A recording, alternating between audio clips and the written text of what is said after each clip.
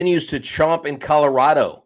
Brandon Bielak that he's having a hot July. And the Astros fly to Oakland to take on the lowly low blinds of Vegas. Oakland A's. Let's talk about this on tonight's Locked On Astros. Alvarez hits a high drive center field. Beer leans back. This game is turned upside down. There's the runner. Fly ball down the right field line. Tucker comes on. Kyle Tucker. This time they finish the job. Hello and welcome to Locked On Astros, your daily Astros podcast. Here are your hosts, Eric the Man Huysman and Brett Htown Wheelhouse Chancey.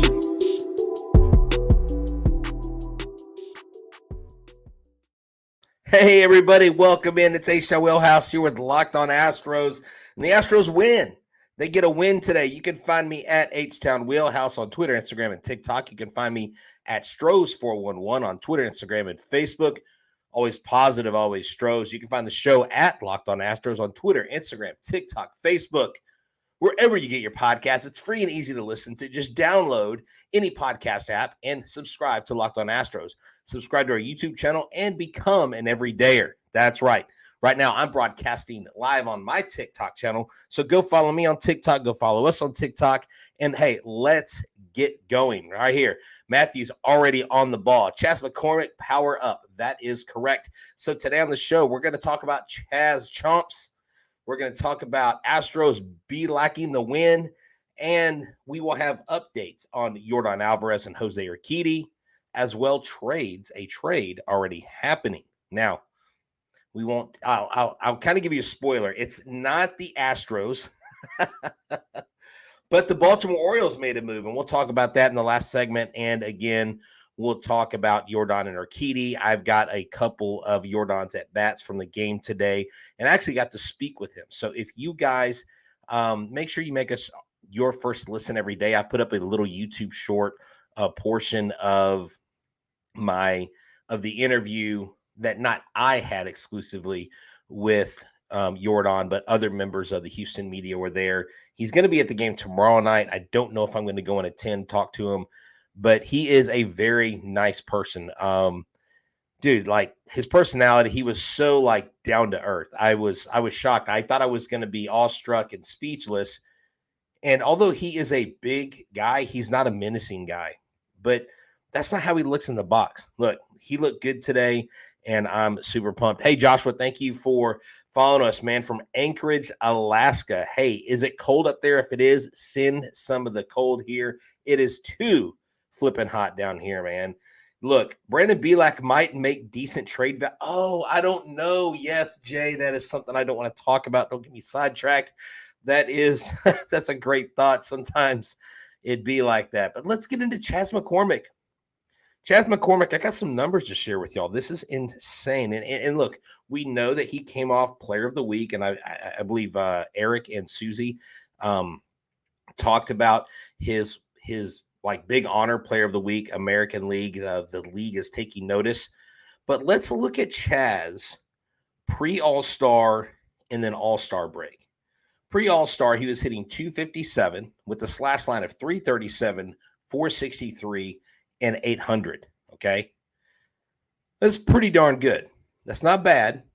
But post-All-Star, he's hitting 556. I know it's a small sample size, but 556, 652, 1.222, and 1.874.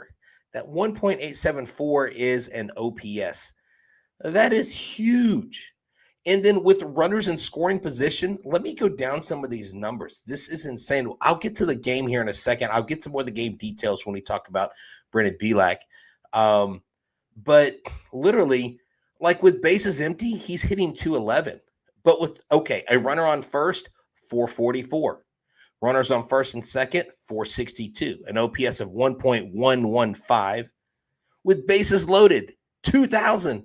His OPS is 2,000. He is hitting the cover off the ball. He's got an OPS of 979 with runners in scoring position. Gosh, I love this guy. And with 2 outs, forget about it. 0.88, 284, average 351, 537. Chaz McCormick, for all intents and purposes, should be the everyday center fielder. Now, I don't know why McCormick continues to get starts in center field. I mean, Myers gets starts in center field, and then they put McCormick in left. I understand Yordan's out, so it makes sense. But when Yordan comes back, and I'll give you an update on him and what they expect him to do in Sugarland tomorrow, and when he expects to be with the team.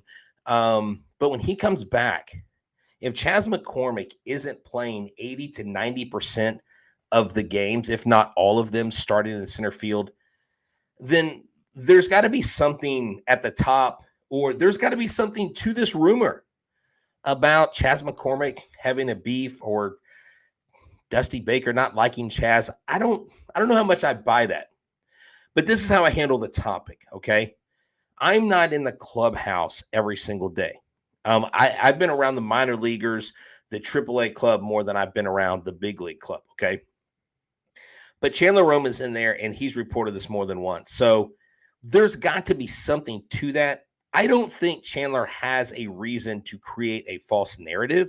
I don't know what his motive would be. I don't know. Maybe people say he's a journalist, and that's what they do, right? But at the end of the day, I will let you know, Matthew, where Yordan is playing tomorrow. But yes, Houston, we do have our center fielder. We don't have a problem. We do have our center fielder. Now, that changes if you're suddenly talking about bringing in Robert Jr. and Cease, which I really don't think is going to happen. So we got to the Chaz Chomp. We talked about it. Let's talk about Brandon Bielak, and let's talk a little bit about this game, okay? For those of y'all that didn't watch the game, the Astros beat the Rockies 4-1. Brandon Bielak is now 5-5. You had 3 Astros with multi-hit games: Jose Abreu, Chaz McCormick, and Jake Myers. But all went 2 for 4. Tucker had a hit. Dubon had a hit. And Bregman was 0 for 4. Pena was 0 for 4. We were screaming for Pena to get in there in the second hole, in the 2 hole, and he did today, and he didn't do anything. Jokes went 0 for 4. Jokes had, the last couple of days has had some solid hits. He just hadn't had the best luck at plate. And Marty Maldonado is flirting with the Mendoza line. And what do you know? No, where is he? He's not there. The DH extraordinaire, the extra catcher, Diaz, did not play today. So they didn't need him today. They won 4-1. If you saw the game in the 4th inning, Mauricio Dubon singled on a ground ball to center fielder. Jake Myers scored, put the Astros up 1-0. Jose Abreu, who I'll talk about him in a second as well, singled on a ground ball to Chris Bryant. Kyle Tucker scored, made it 2-0. And then Shazzy Fizz gets up, and he's not fizzling out anytime soon. He hit a home run, a fly ball to left center field. It was 405 feet, 101.2 mile an hour off the bat. That gave them 4 runs. And then the Rockies tacked on a solo shot by CJ Cron in the 9th, but the Astros ended up winning 4-1. Bielak's line is 5.2 innings pitched, 3 walks, 4 Ks, only 1 hit, no runs. Matan got a strikeout.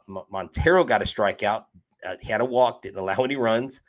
Stanek had a strikeout, and then Presley gave up the solo shot, but came out with the one strikeout as well. So they walk away with the victory, 4-1. But let's look at Brandon Bielak. Brandon Bielak's numbers are really, really eye-popping right now. He's pitching so well. So in May and June, Brandon Bielak was a completely different pitcher, okay? All right, May and June, he gave up 10 home runs, 23 earned runs, 18 walks, and 37 strikeouts, where he was 3-4. In July alone, no home runs, 2 earned runs in 3 starts, 8 walks, 13 strikeouts, a 2-1 record. Brandon Bielak is the guy that's turned the corner. You can say what you want about Bielak, but sometimes, look, Brandon Bielak from 2019, when I interviewed him, was sure of himself being a part of this rotation when they were with the Round Rock Express, when that was the AAA club before they moved to Sugarland. And I believed him then. I still believe in him now. I think he's got plus stuff. I think he's got really good stuff. And I think if he can learn to control the ball, and look, he talked about his experience. He grew up pitching in high altitude. He also pitched in high altitude a lot in the minor leagues. So he said it's different. And when you're used to pitching in high altitude, you know how the ball feels. He said they put the ball in the humidor, and it still doesn't matter because it still does not work. And a lot of y'all are saying, well, look, he might be accruing some trade value at this point. I just think that he is a good pitcher. Right, Kaylee, you're right. He is a good pitcher, and now he is proving to everybody what we've kind of known. Now, I'm not making him the Cy Young winner. I'm not saying he's taking over the ace role for the Houston Astros. But looking at what Hunter Brown is doing, wow, you have got to really think about this. And if you are worried about getting the right parts or the right just things for your car, whether it's brakes, whether it's windshield wipers, I mean, brake pads, it doesn't matter. I need to tell you about eBay Motors, okay? For a championship team, it's all about making sure that each player is a perfect fit. It's the same way when it comes to your vehicle. Every part needs to fit just right. So the next time you need a part and accessories, head to eBay Motors. With eBay Guaranteed Fit, you can be sure every part that you need fits right the first time around. Just add your ride to My Garage and look for the green check and to make sure the part fits right, or you get your money back.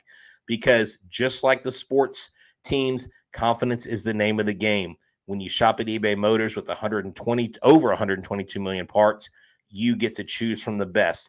You'll be back in the game in no time. After all, it's easy to bring home a win when the right parts are guaranteed. Get the right parts and the right fit and the right prices on ebaymotor.com. Let's ride. eBay Guaranteed Fit, only available to U.S. customers. Eligible items, exclusions apply. And if you cannot watch the game, make sure you catch the Astros, all the action versus the A's Thursday, 8:40 p.m. Central Standard Time. Catch every pitch of the Astros hometown broadcast on Sirius XM on the SXM app. Search Astros. So here we go. Look, we talked about Brandon Bielak. We talked about Chaz chomping and continuing to chomp. And now we talked about the game. But I really want to give y'all an update on Yordan Alvarez and on Jose Urquidy, okay? Let me tell you, let me just save the best for last. Jose Urquidy, he came out the last couple games, and this is what his numbers are. His numbers are 2 games started. He's given up 5 hits, 2 earned runs. He's had 4 strikeouts, a 1.40 whip, an average of 263 against, and he has not given up a home run. He said he felt good. He gave up some runs today, but they were off of soft contact. So he said he was not too worried about those hits today. He said those things are going to happen. So Jose Urquidy, I think, is well on his way back and very, very promising in his starts. Yordan Alvarez today was 1 for 3. And here are his first single that he got. And then you'll see he grounds into a double play in his third at bat. So let's watch this together. Lefty-lefty matchup, the pitch. And Alvarez laces it into center field. Base hit on the first offer that he sees. So there you go. He hit the very first pitch he saw today. It looked good. 108 miles an hour off the bat. It was a laser shot. It was a single. And this was his third at bat. He grounded into a double play, but he still did make contact. On the third base side of the rubber, the stretch of the pitch, and it's hit back up the middle. This could be 2. Shortstop Kaiser steps on the bag, throws to first, and that's a double play on 3. And as you see, Yordan Alvarez ran really well to first base. If you go to the YouTube short, you'll see a little bit of the interview I will put the full interview in video form on YouTube later. I put a couple questions. It's about a 2 minutes and 8 seconds total. It really wasn't that long of an interview. He came in, answered a few questions. He was a man of a few words.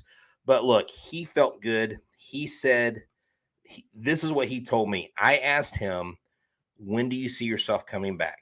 Are you waiting until the Astros return with the Rangers? Or are you going to try to join them on the road? Now, I know it's a 4-game road trip. It'd be a quick turnaround. He did say, look, after tomorrow, I'm going to see how I feel, and then we'll make the decision from there. I really doubt they fly him out to Oakland just for a couple games because it is Oakland. It would kind of not make sense, that time change and all that stuff just coming off the oblique injury. But tomorrow, if you're listening, if tomorrow is Thursday for you, which would be today, Thursday night, he's going to be playing for the Space Cowboys again. And one of the hosts for the Full Steam Ahead podcast asked if Yordan Alvarez was going to be playing in the field during his rehab stint. And he said, yes, tomorrow. So tomorrow, Thursday night, he will be playing in the outfield. So if you're in Houston and you can go to the Space Cowboys games, Yordan Alvarez is scheduled to play left field tomorrow night. He hit in the 2-hole today at the 11 o'clock game. Looked good. He said he felt good. He said he didn't have any pain. He didn't have any hesitation getting in the box. And so that was really cool to hear him say that he had full comfort. Basically, he's going through the motions. Basically, this is a formality. I think if it was up to him, he would be with the team right now. But they have to go by what the trainers give them and stuff. So him and Urquidy both have looked great. I'm telling you, we need Urquidy to look good. With the inconsistency of Hunter Brown, with Javier kind of flirting with not being a great pitcher right now, we need Urquidy to step up when he comes back. We need Bielak to continue to dominate the way he has been. And you can't say enough about this. JP France, he needs to continue to go out there and do well when he goes on the mound. He'll be the first pitcher, I believe, versus the Oakland A's in this next series. But not to get lost in the details, I do still want to give some props to Jose Abreu, okay? We'll talk about this trade thing here in a second. Jose Abreu, post-All-Star breaks, hitting .348 with the slash line of .375, .522, .897. That's huge. I mean, Jose Abreu has continued to hit. I didn't get to ask Yordan Alvarez the question I really wanted to ask him was, and if I end up going tomorrow night, I may ask him this. My question to him is, how encouraging is it for Yordan Alvarez being on the bench, watching his team, seeing guys like Abreu step up, seeing guys like McCormick step up, and watching them keep pace with the Rangers, watching them get better at bats? And how encouraging is that to you, even while you're on the bench, not helping the team? And I wanted to ask him that, but I didn't feel like I didn't want to burden him with too many questions. But it was a really, really neat experience. For the first time, Locked on Astros, I got in to represent us, talking to Urquidy afterwards in the locker room, and as well Yordan Alvarez. So that was definitely a really neat experience, and I appreciate Locked On and all those who help set us up for the right thing. Brett, every time Chaz is at the plate, every Astro at the game should do the chomps. I believe they do it in the dugout. I believe they do that. I don't know if y'all saw it, and I don't have the footage, but in Coors Field, they were doing the Chaz chomp. I mean, the whole place was rocking, you know? Oh, look at this. C Money Dog comes in and says, Jake Myers, Corey Julks, and 4 prospects for Shohei Ohtani. You got to remember, Ohtani is a rental. Ohtani is a rental. So let's get to the trade. There was a trade today. And it didn't surprise me who the first team to trade was, because Mike Elias over there in Baltimore, and look, they've got an animal that they're creating there in Baltimore that is a lot like what the Houston Astros have built. So they went out and they got a right-handed relief pitcher. They got Shinarto Fujinami. Okay, I hope I didn't butcher his name. Oh, Shintaro Fujinami. Wow. From Oakland in exchange for left-hander Easton Lucas. So Easton Lucas is a left-handed pitcher, AAA, and Fujinami is 29 years old. He is a major league rookie. He spent 10 years playing in the Nippon Baseball League in Japan, mostly for the Henshin Tigers. And so he right now he's basically, it says he didn't do well early. He was 0-4 with a 14.40 ERA over his first 4 starts, which he's really changed that. And since June, he's throwing 3.26 ERA, 20 strikeouts, 19.1 innings over 17 appearances. So he's pitched really well in July with the 2.25 ERA. So the Baltimore Orioles definitely got a guy for a AAA guy. Look, if the Astros can go out and get some relief pitching help for some AAA guys, or for someone that they don't have to spend a lot of prospect capital on, go get it. Go get it, please, because the Astros need it. The Astros need pitching. The Astros need hitting. The Astros need they need a starting pitcher. They need a relief pitcher. They kind of need it all, guys. They really do need three different pieces. That's what's sad. But hey, I want y'all to know that if y'all are going to go hang out with some buddies and you're going to watch the Houston Astros play, you need to go to Hooters. Why? Because Hooters makes you happy. I'm telling you, whether you're in Pearland, whether you're in Galveston, Sugarland, Humble, Katy, I mean, wherever you can think of in the Houston area, there is a Hooters near you. And they have weekly specials. On Mondays, buy one, get one wings. Tuesday, $9.99 burger and fries. Wednesday, buy one, get one boneless wings. Thursdays, $19.99 wings and Big Daddy bundle. Friday, $19.83 crab legs. Kids eat free on Saturday and Sundays. And enjoy an anytime $3 Blue Moon draft or $9.99 Michelob Ultra pitchers. No matter the occasion, Hooters is ready to make you happy. Now, in Pearland, they're having a fundraiser that started on the 17th. They still got time to get there to help them out through the 31st, halfway to Christmas, for 2 weeks, collecting donations for Toys for Tots. They're also going to be doing a bus trip July 25th, coming up soon. $100 per ticket, limited seating. You get a ride to the game. You get fed. You get to hang out with the world famous Hooters girls. And they also are doing a store pageant August 17th at 7 p.m. For more info, go to the store and check them out. So come hang out where the boys at Locked On Astros hang out. Grab some grub, grab some brews, and watch the Astros and let them know that we sent you. Why? Because Hooters makes you happy. And don't forget that if you cannot watch the game, you can listen to the game. The Astros play the Athletics Thursday at 8:40 p.m. Central Standard Time. Catch every pitch of the Astros hometown broadcast with SiriusXM on the SXM app. Search Astros. Man, we have blown through a whole show in a matter of 22 minutes. See, this is what happens when I don't have Eric to bounce things off of. Oh, man, bring Trevor. No, we do not want him. I'm not even going to say. I can't believe I said his name on accident. No, he's terrible there. Not only is he a bad person, but he's terrible on the field. So, no, we're not going to get him. All right. So, since we got a few minutes to talk, let's talk trades. Chaz McCormick is really becoming your answer to center field. And Michael Schwab put out on Twitter the other day that the Houston Astros are entertaining talks with the White Sox for Dylan Cease and Luis Robert Jr. Now, Luis Robert Jr., top 5 perennial all-star, top 5 center fielder in the league, still has quite a bit of money left. Dylan Cease still has like 2 years of control. Their prices are going to be extremely high, not just for one, but trying to get 2. Wow.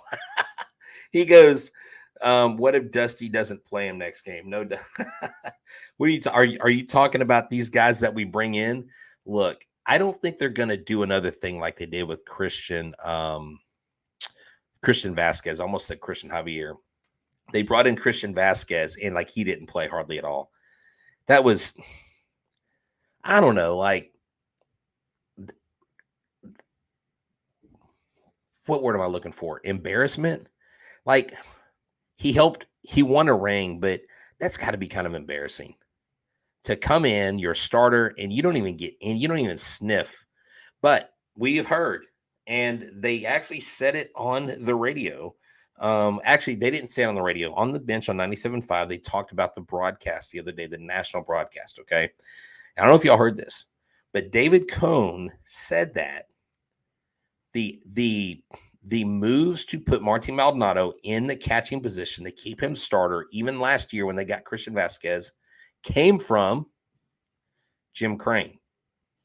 Now, that's the first I've heard of that, because everyone that I've talked to, everyone that I've interviewed has told me how big Maldy is in that clubhouse. So I just thought I might throw that out there. I thought that was an interesting plot twist. Blake Snell would be a phenomenal get. But what are the Padres going to want for him? You've got to understand, anybody that you can think of to improve this club, significantly, like a home run move, you're going to have to give up something. You can't just give them peanuts. You can't give them all these prospects and go, these guys are the wave of the future. What if they never pan out? If you give them an MLB player, they want an MLB player. You see what I'm saying? So at the end of the day, you just have to be reasonable in your expectations. If you want a big-time player, you've got to be willing for your club to give up a big-time player. And who is that? Is that Chaz McCormick? Is that Hunter Brown? Is that Jeremy Pena? Now, look, I don't think they're trading Pena or Hunter Brown, but those are the names you're going to have to delve into. Someone says, talk them into, tell them how good Montero is and that he's a World Series champion and that they could have him for like another year and a half or 2 years. Said, I don't know that that's going to be it. Look, I really hate to say it, but Chaz may be the guy that gets traded. But you're not going to trade Dubon. I see someone on TikTok saying, what about Dubon? No, Dubon is the perfect utility guy. The perfect utility guy. He's still hitting well. He's still, he's hitting around 276. His OPS has dropped a little bit, 686. But he's still a bat that you can depend on going to the top of that lineup. So you got to keep him. So we don't know what's going to happen. And look, I'm not saying keep Jake. I would trade Jake in a heartbeat over Chaz. But what is Jake's trade value? And is that why Dusty's been playing him more? I don't know. This is what's fun about the trade deadline. Anybody who tells you they have it figured out, they may have scenarios figured out, but they don't know that they know that they know. Nobody really knows what's going to happen. And I've had people tell me things in the past like, hey, this is probably going to happen. The Astros are looking at this guy. The Astros really want this guy. And those deals fall through before they even hit the public square. So make sure you're listening to what people are saying. We will do our best to only tell you what rumors are out there. It doesn't mean we endorse them. We're just sharing them. And we also say be reasonable in your desires of who you want to come to this team and who you want to part with. That's what the trade deadline is about. And this is what one MLB player told me. A former MLB player told me the only true good trades, I believe it was Mike Stanton, is where both teams get something in return. That's the only time you can call a trade a good trade. So, look, we covered a lot. The Astros take on the Oakland A's Thursday in a 4-game set before coming back to Texas, to Houston, to play the Texas Rangers. I believe in this game we will have JP France, and I'm looking real quick to see who he is facing because my MLB is not pulling up for some reason. I just had it pulled up. JP France versus Oakland's left-handed pitcher, Hogan Harris, who is 2-3 on the season. And then your second game, you have Valdez versus Sears. And then you have Blackburn to be determined versus the Astros. I'm wondering if they will bring up Sean Dubin again for a spot start. And then on Sunday, there is no pitcher listed for us, but they have Medina in Oakland. So look, Oakland's 27-71. They are a terrible team. But look, with that being said, we know they're a major league team, and the Astros need to go in and win because the Rangers have won 6 in a row. The Astros are still 4.5 games back in the West, and they need to get a streak of their own. I would almost like for both teams to be on a win streak when they came to Texas. Yeah, but not really. We want to shrink that lead from 4.5 to at least 2.5 by the time they get back here in Houston. So thank you all for tuning in tonight to Locked On Astros. This is a solo edition. Eric could not be in. He said to tell you guys hi. We appreciate you listening. We appreciate you being everydayers. And just make sure that you make us your first listen, that you subscribe to our YouTube channel. Check us out on Apple, Google, Spotify, or wherever you get your podcasts. And remember, we're your team every day, and we got you covered. Whether they win or lose, we got your back. Thank you from all of us at Locked On Astros. Y'all have a good one, and Go Stros.